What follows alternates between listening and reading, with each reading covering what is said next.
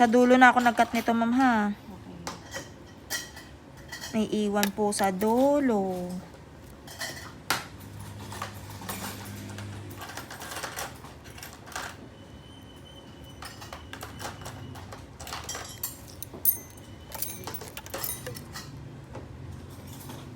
Yun. Yun lang. Diba? Sabi ko sa'yo, dami ka meron. Laki nun, diba? Months lang yun. Pati pa naman yan, no? Sila masakit.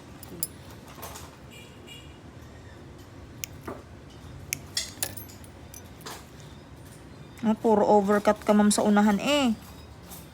Sa dulo, mamang iwan. Yan yan. 1 month lang yan. Pakitigasan lang, ma'am, ha? Hindi okay lang. Yun. Alright.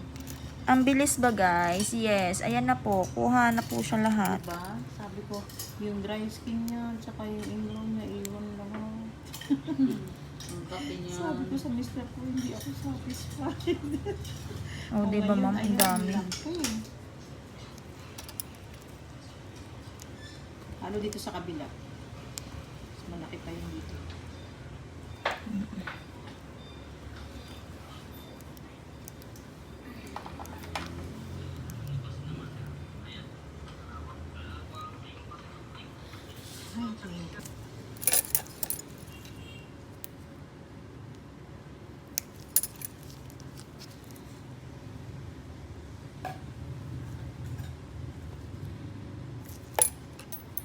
Ito po yung mga iwan. Sabi mo, ma'am, ano? Kita naman natin, ma'am. Ito lang po talaga ang cut, ma'am. O, ayan lang.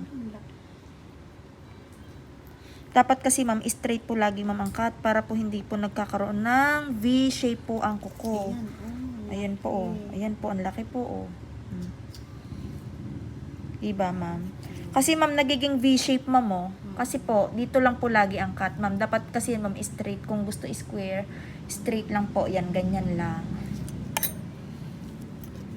Laki. Sa'yo, mas malaki. Mamaya ako, ma'am, tanggalan ng mga dry skin sa gilid. Hanggang po naman ang malaki talaga. Tingnan mo, lalim, ma'am, ng bulak, ma'am, oh. Lubog, ma'am, oh. Ma'am, oh. Ayun, oh, lubog ang bulak. Nasaan na? Wala na ang bulak. Lumubog na. Sa sobrang lalim, oh. Dito na ulit ako, ma'am, ha? Hindi na po kakat sa unahan, ha? Ito pa yung namaga nakaraan. So, patutong.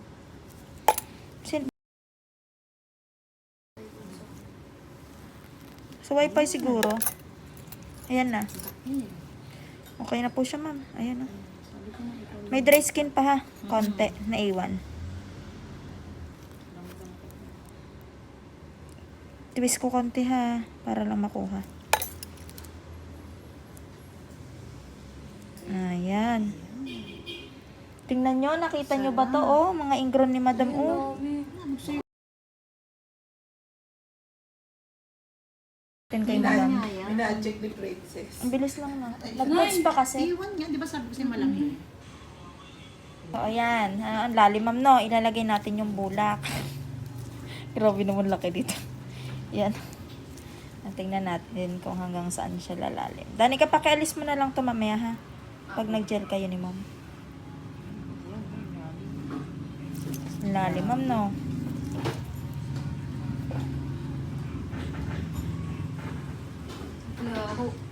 Naglaho na parang bula ang koto. Ang maganda naman na ano, sa school, Ateneo de Zamboanga.